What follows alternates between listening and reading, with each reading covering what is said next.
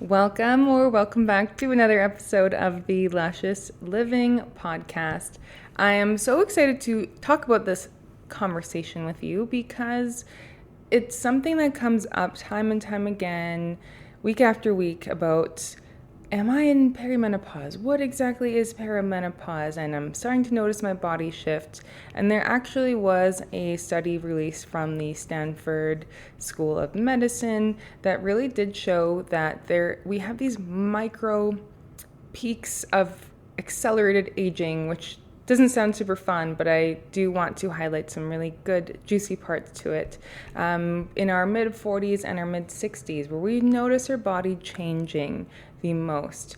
And so, if we are not equipped with this information and really what to eat and what to do, maybe what supplements to take, what kinds of exercise to shift into, then we feel the aging, right? And so, even myself, it is absolutely wild to look in the mirror or just notice the shifts and and also notice myself aging as well. And I am very, very much for embracing that and really going away from the fear, away from the upset of getting older, because it is a part of life, and I am actively working on having full acceptance into that. And with that comes knowing our bodies better, knowing what we need to shift from our 20s, 30s to our 40s, 50s, 60s, 70s, 80s, beyond, right? So let's talk about what is perimenopause for those of you who are wanting more of a definition and more of something concrete to fall into there. And then we're going to go over some common symptoms, but most importantly, as always, this podcast episode is focused on solutions. It is going to be mostly nutrition focused and looking at what are some of those symptoms such as hot flashes, mood changes, etc., and what are some nutrition focuses that we can look at. And one thing that's really important as well is I will be covering the Western versus Chinese medicine approach to perimenopause, because knowing both now, I do believe that both have such an important role, because without one or the other, I do find that we have some pretty big gaps, and how beautiful that we can actually bridge that on this episode. So getting into what perimenopause is, it is that transitional phase leading up to menopause, and it can happen to a woman in her late 30s to mid 40s, lasting several months to a decade, up until the time where you have at least 12 months where you do not have a period anymore. And then you have your 12 months, and that is when we go into menopause. And so, of course, that comes with declining levels of sex hormones, estrogen and progesterone, testosterone, etc. Really, those are the main ones. And so that is going to have different symptoms that come with it: physical, emotional, mental well-being. And the reason why I say etc. is typically we're not going to see a decrease in other hormones drastically. Of course, estrogen, progesterone, testosterone really lead the way, and that actually makes changes in other hormones, such as your thyroid hormone. So, common symptoms that can come with this is going to be irregular periods. A lot of women tell me that it feels like, they had a normal period before, a normal period blood, but it's heavy. And I'm just going to say it, it's like they feel like they're getting stabbed when they have their period at this point. And so you might be having very heavy cycles, and some women end up having lighter flow. You might notice that it's either more pink, for example, or you might notice it's darker or brighter red. Some women start to have hot flashes and night sweats as well, and this is due to declining estrogen levels, and that's something that I love to be able to address actually in my acupuncture student clinic. Mood changes, you don't need me to tell you that, but a lot of time that irritability, anxiety, depression, brain fog, and that brain fog also goes hand in hand with sleep disturbances as well. Insomnia, then we have vaginal dryness, decreased libido, but sometimes women have increased libido, and there is actually quite a few women who report increased libido as they go into menopause. weight gain or metabolic changes, especially around the abdomen, and that is also going to be something that I cover in another episode called Fat Loss Over 40, so I highly recommend listening to that. And then, and on top of this, most of the time you have aging parents, you might have children who have increased needs, and maybe you're running around driving kids to different classes and practices, and you have your parents to think about, and you have career stress, and it's a tough time. It is a tough time to be a woman in this day and age who shoulders so many responsibilities and is trying to maintain herself. And then, I think sometimes as women we can get bitter, and then there's that almost stereotypes of women in their 40s sometimes, because it's like, yeah, you're not sleeping. Maybe you feel dry. Maybe you feel bloated. You just feel uncomfortable. Don't feel like you know your own body anymore. So yeah, we're going to be, maybe a little bit more upset about certain things outside, right? A woman she just needs a break once in a while, just a little bit of pleasure or pampering. So with these tips, my goal is that you have some takeaways. So big thing is, if you are driving, maybe you can come back and listen to this, or if you are out for a walk, try to take a note of what are some key foods that you can increase. And you might say, okay, well, I already have omega-3s. Well, let's see, can we actually have more of a variety? Can we increase the dosage? And again, this is not medical advice. This is a very general podcast episode. I do recommend speaking to your doctor if they are knowledgeable about nutrition, working with someone like myself as well for really a personalized approach. But let's get into it.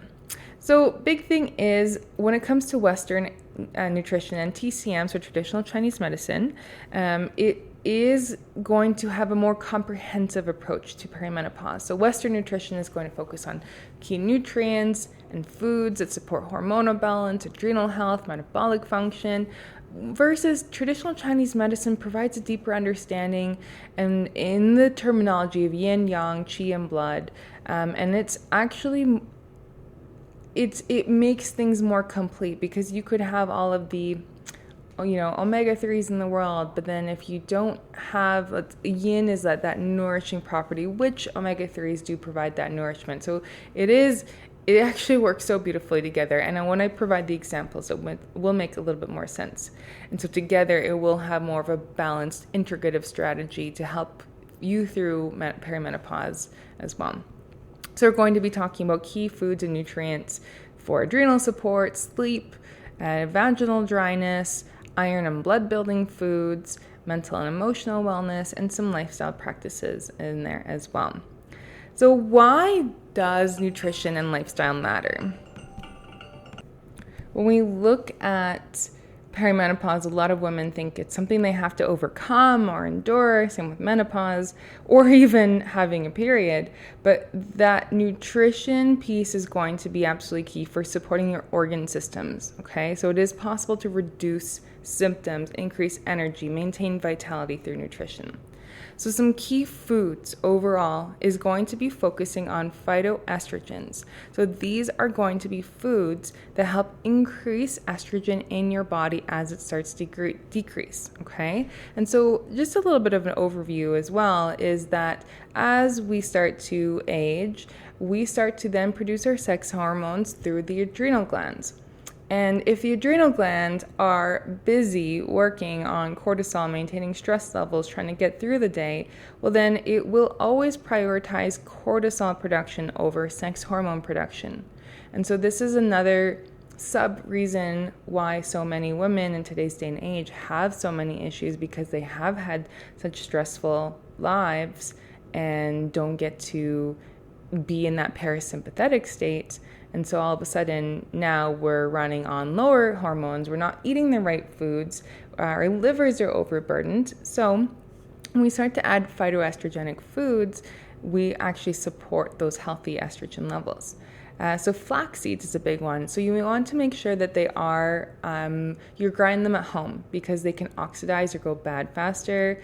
If you are buying them pre-ground, if you do buy them pre-ground, also make sure that they are in the fridge and just smell them. They will smell rancid easily when you have this, when you smell it, and you definitely do not want to have rancid oils in your body. Soy, that's a controversial topic, but good quality organic soy does contain phytoestrogens and can help with hormone levels. Lentils is another one, and chickpeas. Then we have healthy fats, which are going to support hormone production as well. So these are avocados, nuts, seeds, olive oil, omega-3 rich foods, or fish, I should say. One big thing, if you are on a weight loss journey as well, you want to be mindful of this. And again, I do cover this in the Fat Loss Over 40, and I will link that podcast episode below. Then again, protein. Eggs, chicken, grass-fed beef, bison, beans, tempeh, tofu.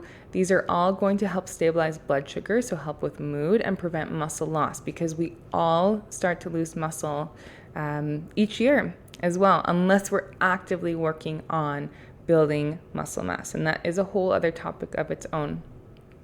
Then we also look at antioxidant-rich foods. These are berries, dark leafy greens, cruciferous vegetables such as kale, cabbage, turnip, radishes, and magnesium-rich foods. These are pumpkin seeds, spinach, almonds, and they are going to help support relaxation, stress reduction. I do recommend supplementing in this case as well with a magnesium biglycinate. You can also do a lotion or an oil. You can do a drink. That is something that you can feel free to message me on and to get recommendations. Okay, so from a TCM perspective, we want to look at yin nourishing foods, and this is for dryness, for night sweats, for brain fog. And so black sesame seeds are excellent for this. Goji berries, seaweed, duck, bone broth is, again, fantastic. And then we have blood tonifying foods, which is in translation, iron-rich foods. Okay, so these are beets, dates, dark leafy greens, red meat, eggs, cherries, and molasses. So again, some of these foods are not foods that a lot of people eat frequently, except for maybe the red meat and the eggs. I know in the summer I eat way too many cherries myself. So then we have chi boosting foods, again for fatigue, so sweet potatoes, rice, oats, and legumes. And we also have some warming foods. This is going to support digestion and circulation. So this is ginger, cinnamon, turmeric, and warm soups. When we look at adrenal health, we really, really want to be focused on adrenal health here, because that is going to be the foundation of, again, where we produce our sex hormones. Excuse me. And so vitamin C rich foods are going to be key here. Vitamin C is going to come from ideally citrus fruits, lemons, limes, grapefruit. Be mindful of grapefruit if you are taking any medication. Bell peppers, strawberries. Again, these are all going to support adrenal function. And if you're looking at beauty, they also will help support collagen production as well. So make sure you prioritize this. Then B vitamins are also really important for adrenal health, coming from eggs and nutritional yeast, for example, and really a lot of vegetables will have B vitamins. And for some people, again, this is going to be very, very general, but ashwagandha, rhodiola can be really helpful, or holy basil, something that it's lovely. It's a tea, and that can actually be really, really calming as well. A food in TCM that's really, really good for kidney health in general is going to be black beans, walnuts, goji berries, bone broth, and kidney beans as well. And a big part of this is truly regulating the nervous system. Like I always like to say, is amplifying bliss. That has to be a part of the conversation. Because again, if you're running around, you have a stressful day at work, maybe the kids were stressful as well, and then maybe you have a pocket of time for yourself, and that's when we start to see either food or excess alcohol start to come into play, because it does relax you, it does have a place. But if we really want to have a renaissance with how we look and feel, then that's going to really involve a new habit, a new ritual. So that could look like having a cup of tea. Maybe you have some honey in it. Maybe if you haven't eaten and you need to still eat, a snack plate, a girl dinner. Maybe you have some cheese in there. Maybe you have some fruit in there. So for example, if we're doing like an optimal snack plate, I would add in, again, if it works with medication, grapefruit or some oranges in there. Maybe you have some bell peppers, strawberries, dark chocolate, and some goji berries or walnuts, for example. Okay, but some other practices, truly, there's some beautiful 10-minute videos online: qigong, tai chi, meditation. Journaling is so big because it just gets everything out of your mind, out on paper in a non-judgmental space, and I really find it can be so helpful. Therapy, of course, as well. Now, for sleep support, part of this is, in Chinese medicine, it is essentially when there is not enough yin, so that nourishment, that fluid, that moisture in your body, and it's just going to have you trouble falling asleep. Okay, and so when we look at the Western nutrition lifestyle approach, I want to say there's melatonin boosting foods. I am very much not for melatonin supplements because they can have you dependent on them, and melatonin is really just produced through getting enough sunlight in the day and then getting enough darkness at night. But if we look at foods to help with this, and this is in small amounts, but cherries, walnuts, kiwi, if we have cashews as well, those can help. But big thing is you want to have the room as dark as possible. I personally sleep with an eye mask. I now have blackout curtains, and it makes a big difference. And then I have the AC on or the windows open. I need coolness. I'm sure if you are listening to this, you're in perimenopause, you also want coolness as well. We also want to support magnesium and calcium rich foods, so almonds, dark leafy greens, sesame seeds as well. But again, I highly recommend the supplement there. And then some herbal teas at night. Chamomile, valerian root, passion flower, they can help with that deep sleep. But I definitely want to say that yin nourishing foods on a Chinese medicine approach, so pears, especially if they're stewed and cooked, mung beans can help with clearing some of those hot feelings you might have if you're getting hot at night. Millet is another one. I know this one's a little bit different, but lotus seeds as well. But honey and some of those foods I mentioned earlier can really start to help build that nourishment, that fluid, that moisture that will help you sleep. And I would like to share that there is some Chinese herbal formulas that are specifically designed for conditions like this. If you are interested in that, we can have a one-on-one consult where we can look at some formulas for you as well. And of course, acupuncture, acupressure. I'm not sure, again, how effective acupressure can be in this way, but it's definitely worth trying. But acupuncture, which is, if you are listening to this, I am in school currently, and if you're listening to this 2 years later, then I will be a fully licensed acupuncturist. So I'd love to support you there. So you can also get some acupuncture somewhere local as well in the meantime. Then we also have vaginal dryness. Again, some of this will be repeat concepts, but we want to look at omega-3s here. Omega-3s will provide that moisture. Again, I do recommend a good quality supplement. Fatty fish, also chia seeds, flax seeds, walnuts, vitamin E coming from avocados, sunflower seeds especially. It will help improve that vaginal tissue, and that can again come from declined levels of estrogen. And I do have a podcast episode all about this and vaginal dryness with a client of mine who is actually in her 20s, and then also with a naturopath talking all about perimenopause there as well. But from a Chinese medicine perspective, black sesame seeds again, snow fungus, goji berries, bone broth. I know I've mentioned bone broth a few times. One other item here that I would like to say that's not food related, But I did interview this beautiful naturopath over in Ontario, and she has created a product that is all natural and that supports vaginal moisture and pH balance. It is a fantastic product. It is essentially, there is a moisturizer, there is a lube, and it can greatly improve the quality of life, being able to wear jeans again, getting back on the Peloton or the bike. I do encourage you to check it out. I will leave the link below, and I am a very proud affiliate, and you can get a discount when you use my code as well, which will be below. And I, again, highly recommend it. Great product and great gift idea as well.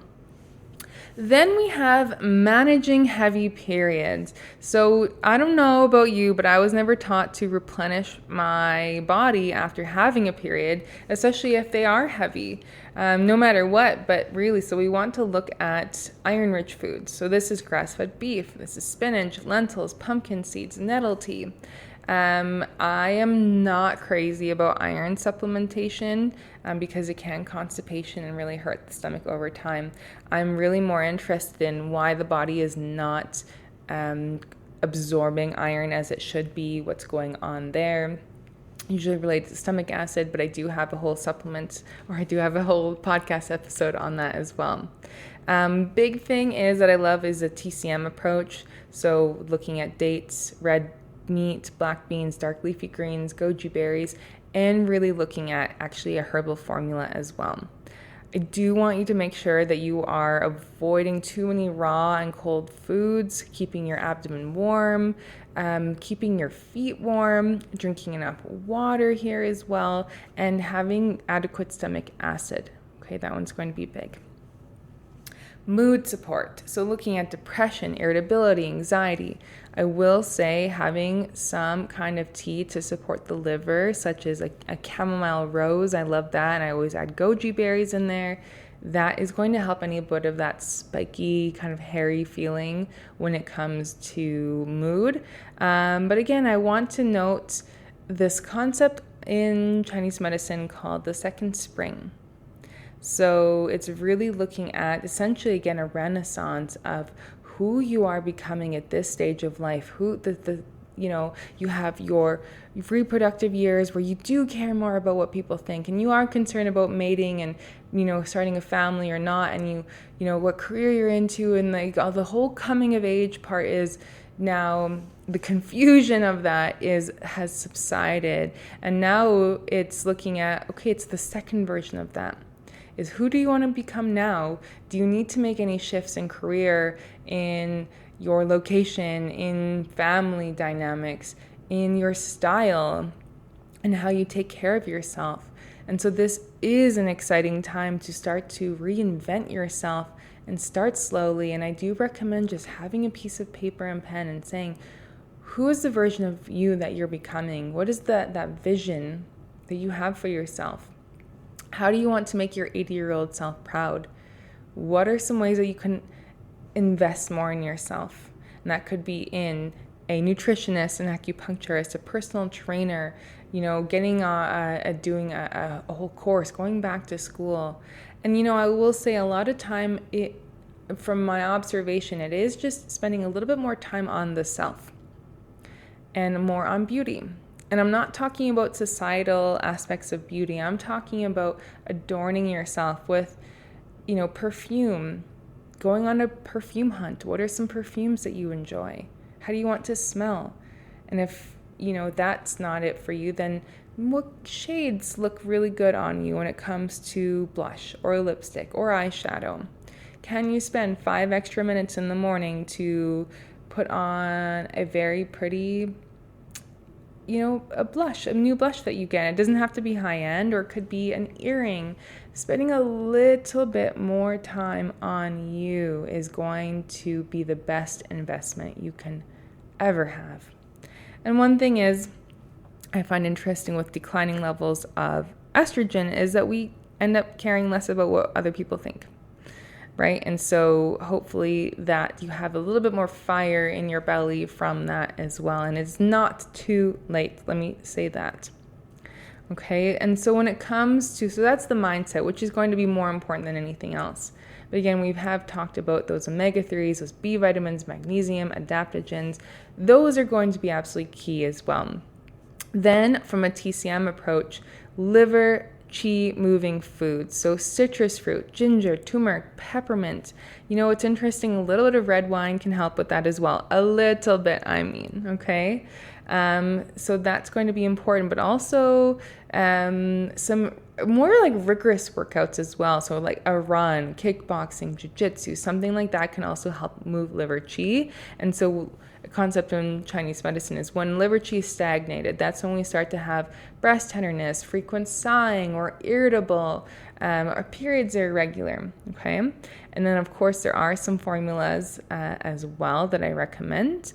And if you're feeling hot, just like overwhelmed, irritable, chrysanthemum tea can be fantastic. And I usually don't like to say anything I don't practice myself, but in this case, I'm going to be a hypocrite. Avoiding spicy foods, okay? I love spicy food. I feel like everything tastes so much better when it's spicy, which might be to my detriment as I'm in my 40s, but we'll work on that. And then the last few pieces here is, again, that exercise and movement for hormonal health. I highly recommend, if you are not weight training, again, even if it's twice a week, strength training. Okay, that's going to be absolutely key for preventing muscle loss, supporting metabolism. It will change the way you look. It's also really important for bone density. Again, yoga, qigong, tai chi reduces stress, supporting circulation. And one thing that I have fully embraced is walking and light cardio. I used to do very, very intense workouts, and I might do that again sometime, but I have actually liked how I look the most and feel the most walking and light cardio, though running has its place as well, and so does high intensity. Then we also have pelvic floor exercises, which is actually going to be something that I would like to have an expert talk about on the podcast, because that's not something I'm super well versed in, and I think would be really, really helpful. So let me know if you want to hear about that. And I want to know if Kegels are still relevant, but I know squats can be as well.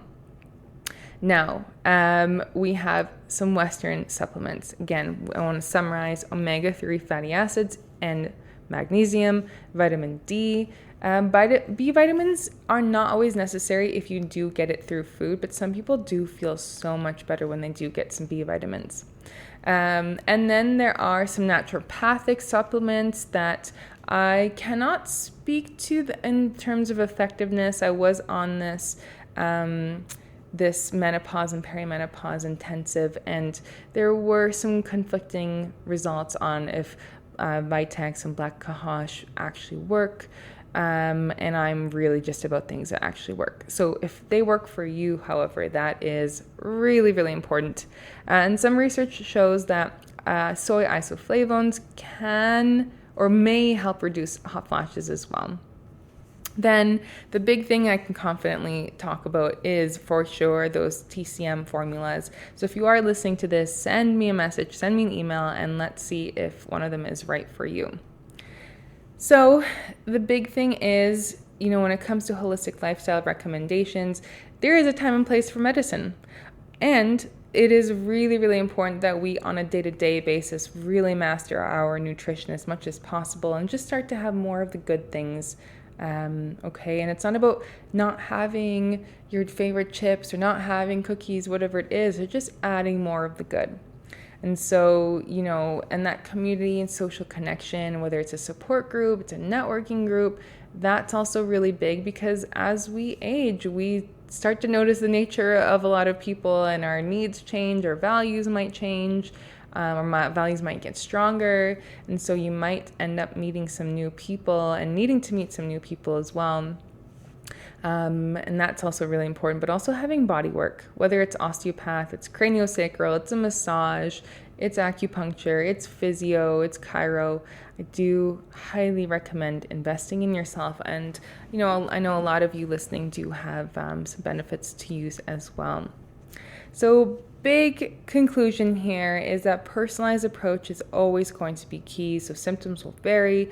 You might experiment with what works best for you. I do, again, working with someone who can look at your blood work, who can coach you, hold you accountable, have some recommendations that you might not have heard from your doctor. And I always am such a big proponent of integrating both Western and Chinese medicine strategies for a true integrative approach. And make sure you monitor your symptoms, adjust, have fun with it, enjoy this very special second spring of your life. I am cheering you on. If you have any questions, please do let me know. I hope this was valuable, and I'll see you next time.